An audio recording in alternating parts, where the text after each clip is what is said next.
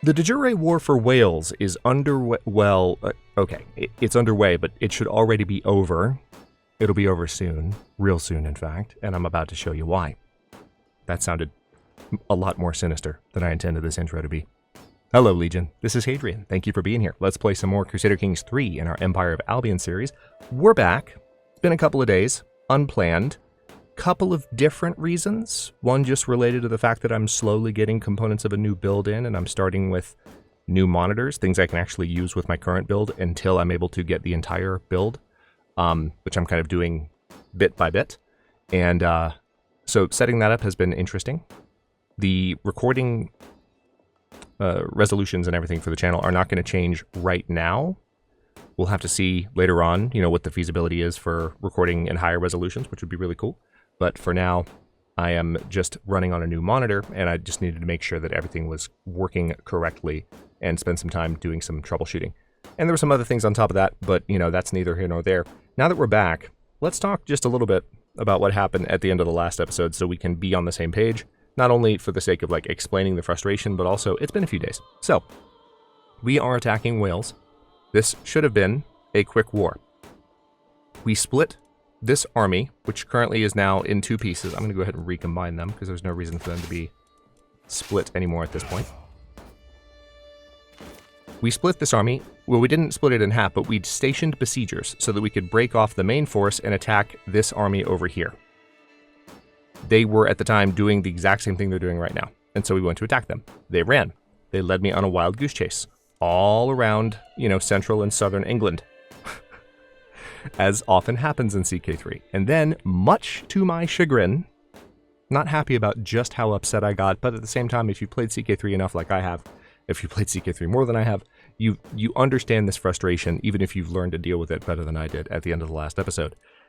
They kind of looped their way around, and then they found their way here. And at the moment that I was catching up to them, I was just happily commentating, not realizing what was about to happen. They had their force split in two, same as I did, but the two forces were traveling together. One of them reached my besiegers, while my other main force that had been chasing them caught up with the other half of the army. So two battles initiated simultaneously. One with an overwhelmingly, relatively speaking, strong enemy force attacking a besieging force not capable of defending itself, and one with the bulk of my forces, like the actual men-at-arms, the concentrated troops, and just the experienced troops, just annihilating the other half. So we won the main battle, but we lost the siege battle and lost all the siege progress. Strictly because the game, the army was running from me and led me on this wild goose chase, and then they happened to get back at just the right moment to really mess me up. I would love nothing more than to think that that was a programmed behavior and that was the AI's plan from the beginning, but it wasn't. The AI loves to guide units on random sort of paths to sort of run. And so you can definitely intelligently play that, where it's like, okay, what if we had two armies, which at the time we didn't? Like, how can we really corner this force? How can we, get them in a place where they can't keep running? But I was just assuming that I would catch up with them, not realizing that we were in danger of having a major setback. This is supposed to be a pretty quick war. So, hubris, presumption, my bad. And we're going to go ahead and resolve this by calling allies to war. We're going to call Emperor Thomas to this war. Actually, you know what? Let's not call Emperor Thomas. Let's call, because that's an expensive call. But we are going to call a lot of our lesser allies that can send thousands of troops, nevertheless. Yeah, we can't call Dukainian of Dehubarth because we're actually attacking Dehubarth. So that's not going to happen. Alright, so we're going to call literally everyone but Prince Thomas. Notice we can usurp the Kingdom of Wales too, which is hilarious. We don't have enough gold to do it, but we could do it. Alright, that being done, let's go ahead and let this go for a bit. Oh, nice. Greetings, my implacable liege. I've arrived in Edinburgh to pay homage to you, glorious emperor, as a show of my loyalty. I bring you rich gifts, worthy of your majesty, as a token of my goodwill and servitude. Remember, this is Duke Bangar, whom we raised. So we're going to get some prestige, some gold. Court grandeur is now court level Or Court Granger level 9. Fantastic. Alright, so we've called all those allies. And now this should be over pretty quickly. One of the main reasons that this siege is now showing that it's going to take this long is, unfortunately, we lost all of our onagers in the previous episode. Oh, Anna died.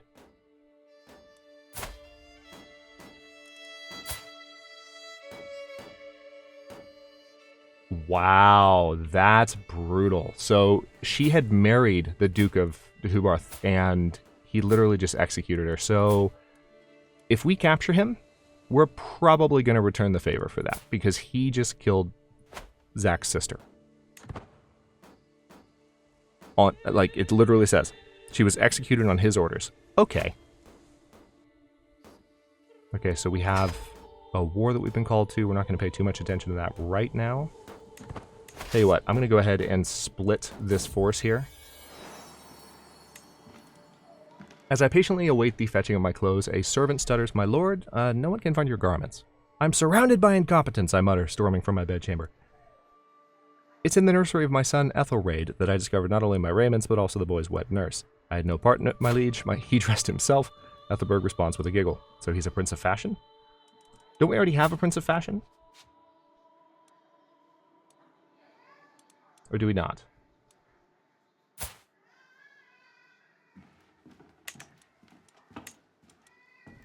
I guess not. So let's also check stress levels. We don't need this.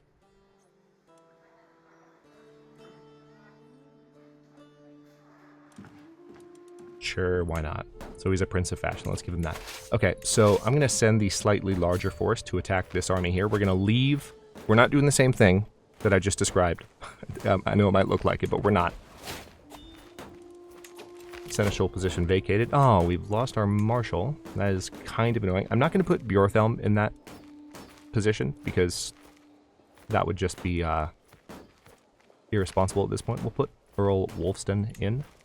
Bjorthelm, recall, was the one who was like, "Hey, I've heard that there are people working against you, and now I'm going to run away before you can punish me for knowing and not doing anything about it." So, like, it was a little bit of an interesting story event because he's still around, obviously. Okay, are they going to get away? Yeah, they're going to get away. Damn. Alright. Oh, you know what? We can probably attack now that we have an allied force there backing us up. Yep, we're good. We got him. There we go. There we go. Let's end this. Nice. Yeah, notice the war score is actually negative right now on account of all this shenaniganry. Oh my gosh. A secret exposed. Although there is no way to conclusively prove it, my rival and vassal Ban Mormaer Martha has brought forward evidence that Martha was fathered by Alair, the son of Mormaer Alair of Katniss. I wonder, did Martha know about her true heritage, or is it as much news to her as it is to me? Will this revelation become a blessing or a curse? Who would have known? Who would have known?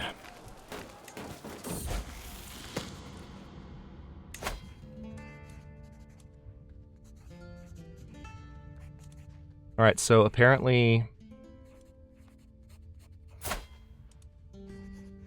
Duke Zachariah, my grandson, who's second in line, is in someone's prison. I don't have the money to pay it right now.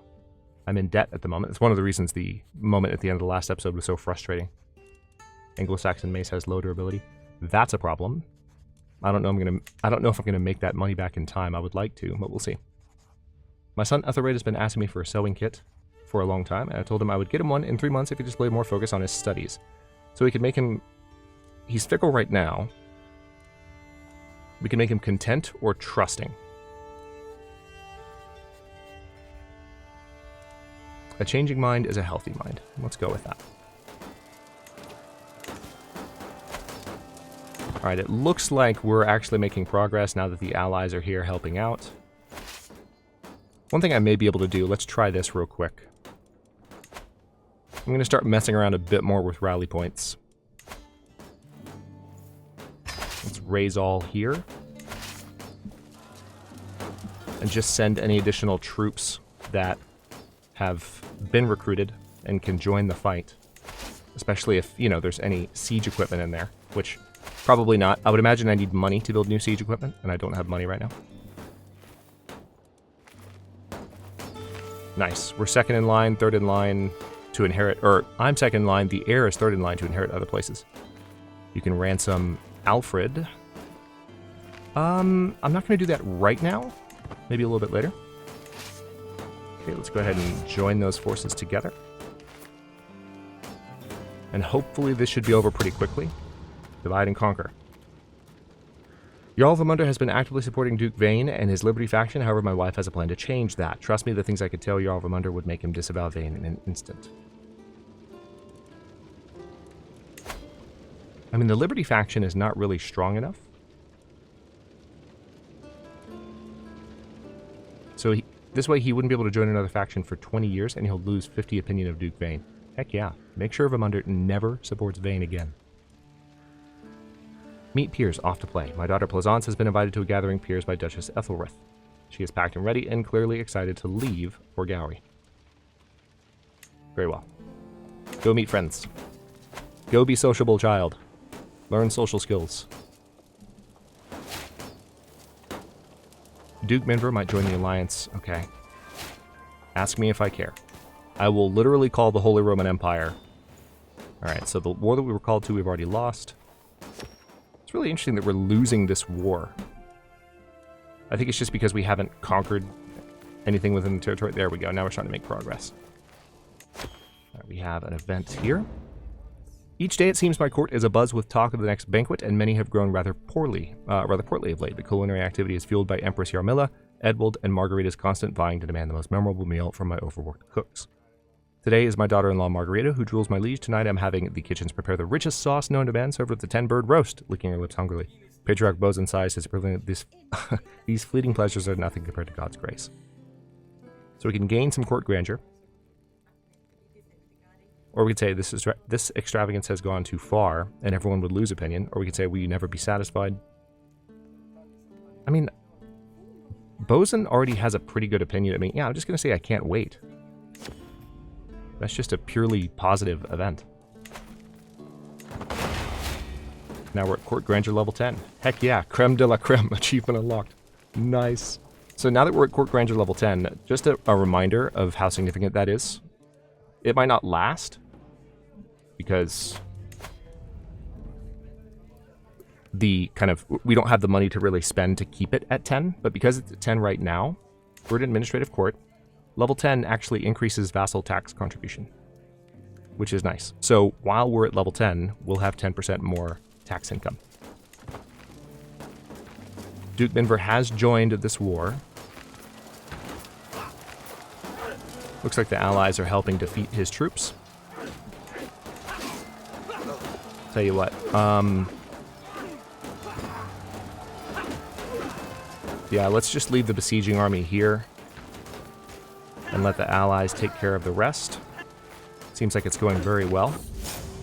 For the sins of a mother, a loud scream cuts through the bustle of my courtyard. Hated fool, I am the son of Ban Marmar Martha, and the time has come for you to answer for your vile misdeeds. Face me, or the world will know that you are unwilling to defend your own honor. As I turn around, I am met with the burning eyes of a man consumed by the desire to defend the honor of his mother. My guards are still nearby. Why would... Oh, she's my rival. Okay. As I turn around, I'm met with the burning eyes of a man... Yeah, my guards are still nearby. If I wish I could have this hothead thrown out. Humiliated and impotent. Alright, so I have slightly higher prowess.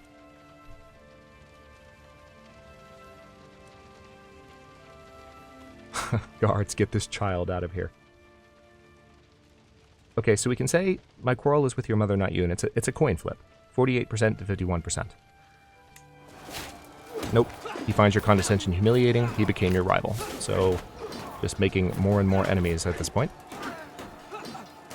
A break cannot be caught by Zach. Alright, so as soon as this siege ends, we should have the war well in hand. Yeah, we can call on the Holy Roman Empire, but we're not going to do that. Elizabeth comes of age. Excellent. Let's go ahead and arrange a marriage, if we can. Palabia. Interesting. Are you down for... No, he's not down for a matrilineal marriage. But let's go ahead and send this proposal.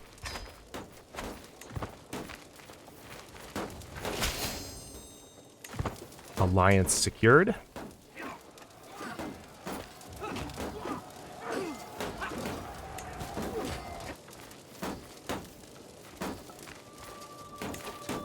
We can demand payments. Not from anyone that would be particularly helpful. We just need this siege to end. There we go. There we go. Prisoner taken in siege. We captured his archbishop. I'm just going to enforce the demands. So be it. And with that, let's see. This Joker is now...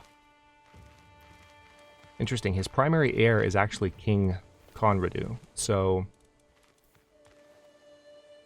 we have a truce with him right now, so we can't revoke his title.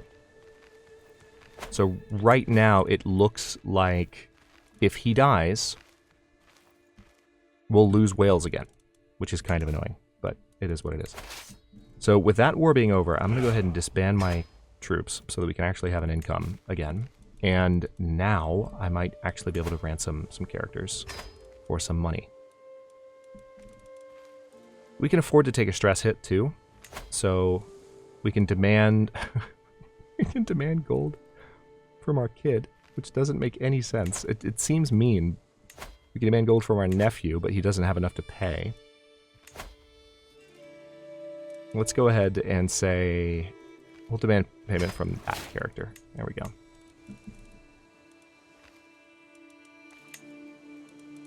I'm in line to inherit a couple of titles. These are not inside the realm, so this just comes from the bloodline being spread out a little bit more. Alright, we need to get that debt taken care of. Ransom accepted, very nice.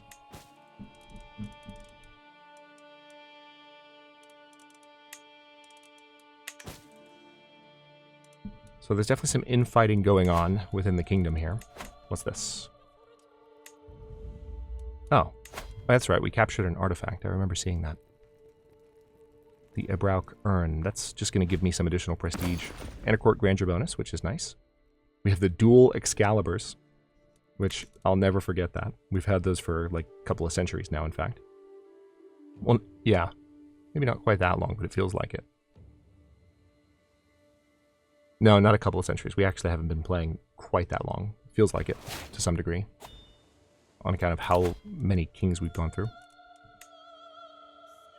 Alright, Reeve, Alfred of... yeah. He'll make a good steward to replace the one that just died. Now, we currently have him increasing development, so let's go ahead and collect taxes instead, just to improve our income a little bit. And as soon as we can stabilize the realm a bit... Hold on. I'm guessing control in Wales is going to be pretty low. Yeah, we've got control issues kind of across the board. Unfortunately. But we're making progress. The main thing that I want to try to do is just vassalize this dude. Now, because I'm bankrupt, right now, we don't have a lot to encourage him to accept that. So we need to get rid of the debt. We need to let the realm stabilize for a bit. I would love nothing more than Emperor Zach being the overlord of all of this. And it looks like we might even control a little bit of, like... We would basically control Brittany here, which Wessex controls a piece of. So there's a possibility that we could end up taking all of this, especially if we have to fight that king for Wales. All right, court grandeur level decreased. That's unfortunate, because we kind of needed that income. But we'll do without it. We can demand payments. Is there someone... I mean, I guess I should use... Nice, we gain 150 prestige. I guess I should use this one, even though it doesn't make sense. The fact that I have the option, like, we're going to go for that.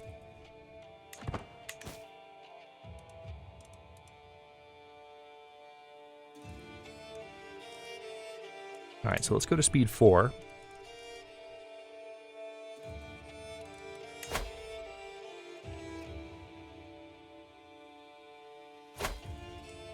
call to war. Peasant uprising?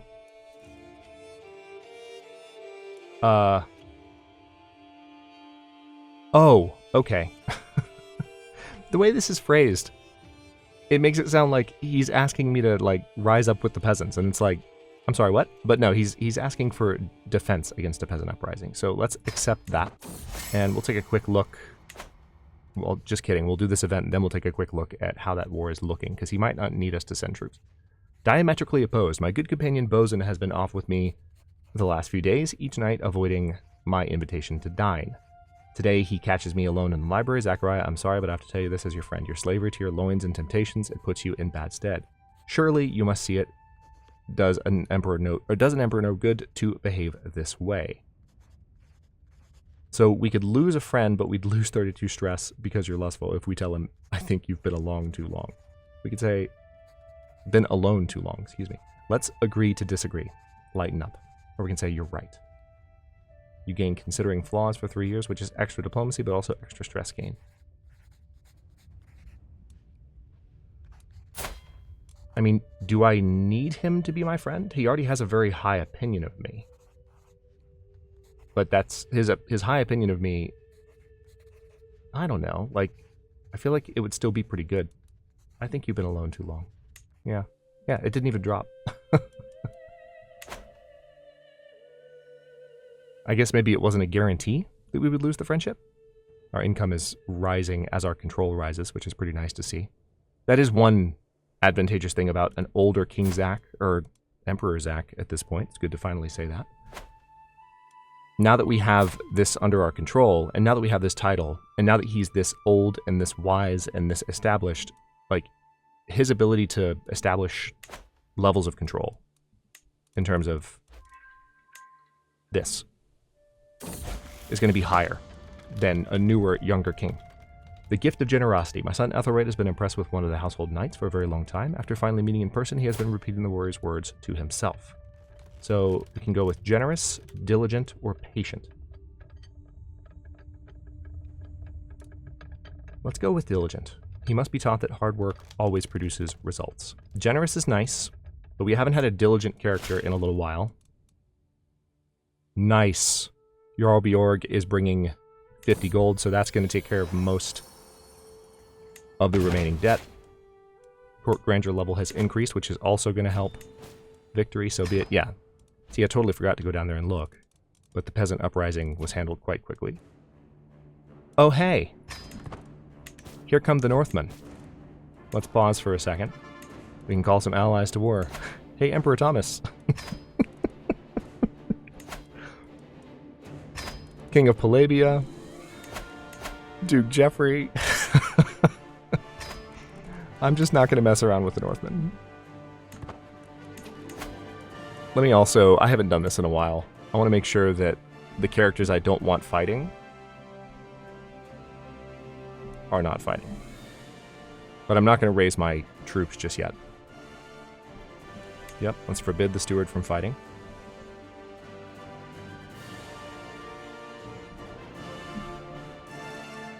Glorious.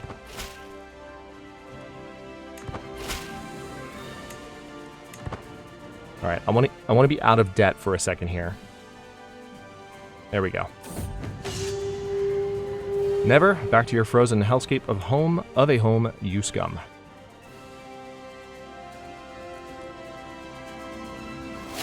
Learning perk available. Why did my income drop as soon as I cleared? There must be a reason for that. Did you catch that? Maybe... No, it's nothing to do with my court grandeur level. It went down considerably as soon as I was no longer in debt. That's interesting indeed. All right, time between mental breaks plus 3 years.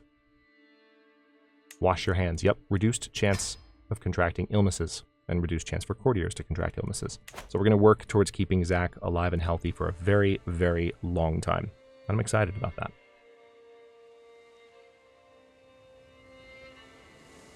Do I want to raise my armies now? I guess, you know what? I'm going to wait until the Northmen show up, till I can see where they land.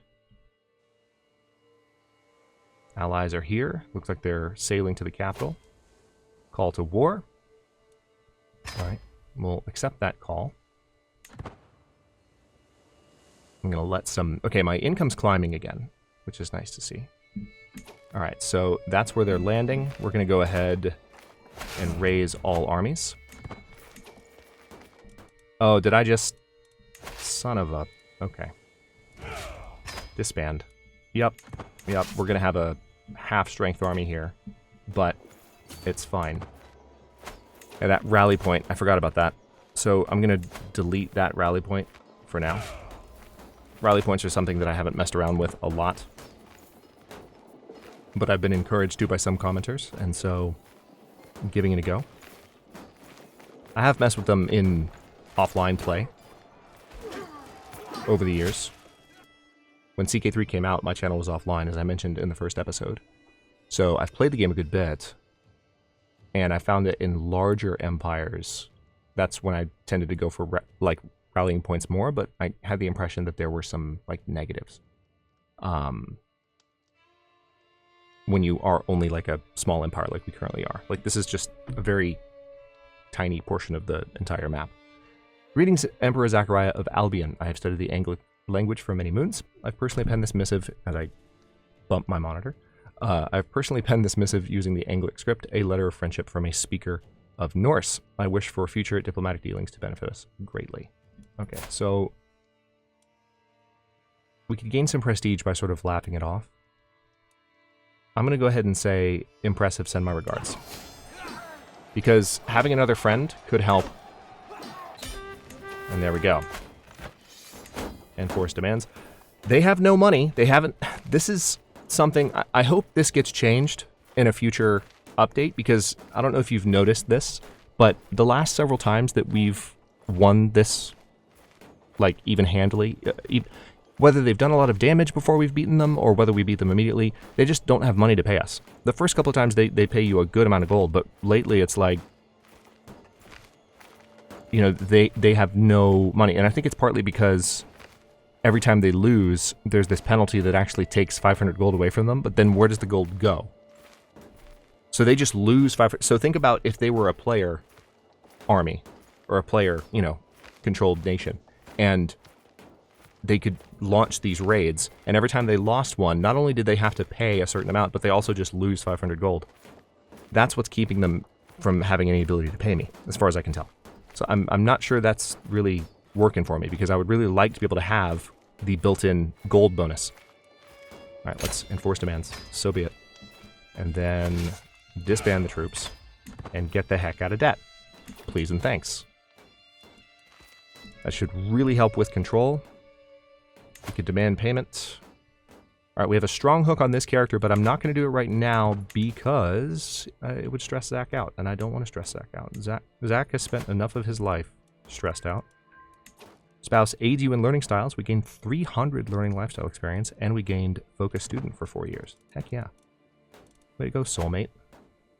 All right, so now the income is recovering. We're at 0.7, or 7.7, 7.6, 7.9. Okay, yeah. We just need to stay out of debt, and frankly, we need to just gain some gold for a while. Let's also take a look at, all right, 3 years. We can probably go ahead and switch back to increase development in county.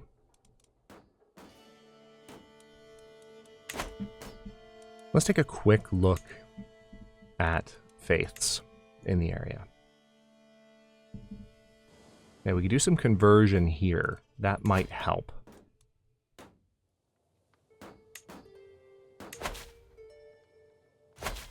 I'm going to go ahead and send the Patriarch, Bosun. Let's go to speed 4. Oh my god. Alright, someone is plotting to kill me. I just want Zach to be happy. It's all I want. Just leave him alone. Let's switch to court intrigue. Do we have a better spy master? We do, actually.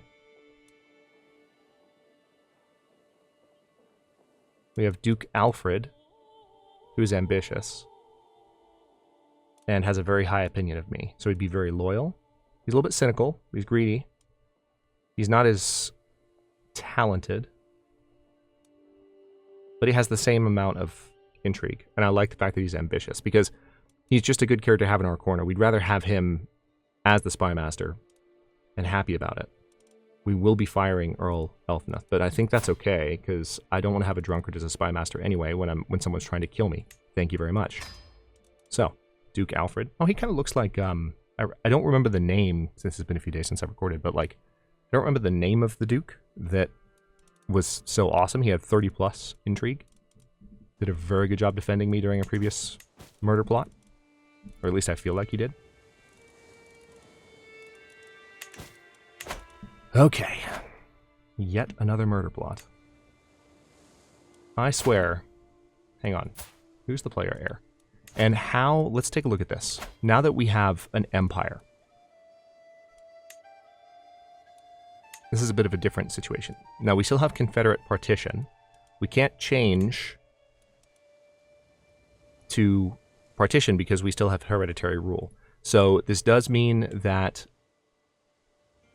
Remember that Confederate partition is slightly different. It will actually create lesser titles that don't exist at the moment of succession, which is what can make things complicated. However, the fact that we have a single overarching sort of realm, the empire, will help with stabilizing things. So now that we're not in debt, I don't want to declare war just yet, but I want to assess my options before we wrap up this episode. So it looks like Kent is the first sensible target.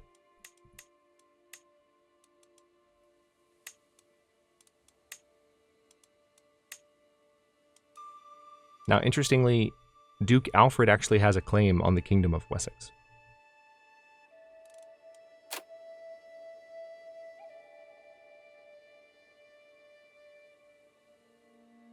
And because we're an emperor now, remember we had this moment a little while ago.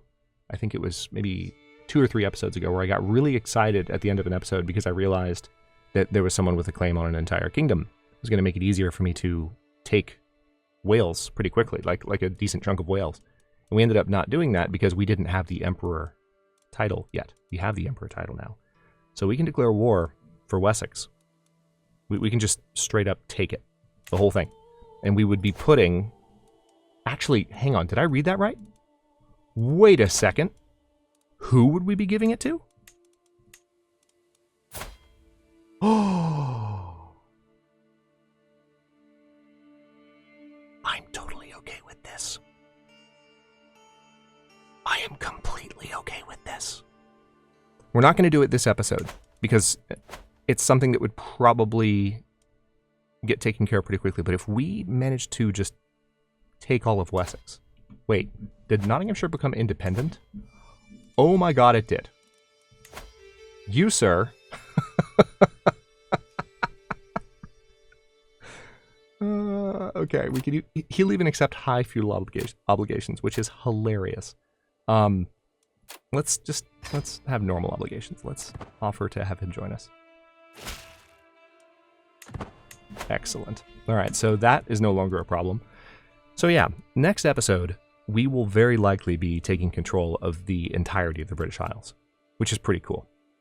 Also, before I wrap up, somebody pointed out to me in the comments something that I did not know. And I want to take a look at this.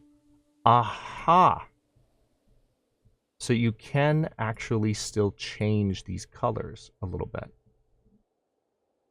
Because I like the color that we went with, but it is like a little bit more pale than it appears on the screen here.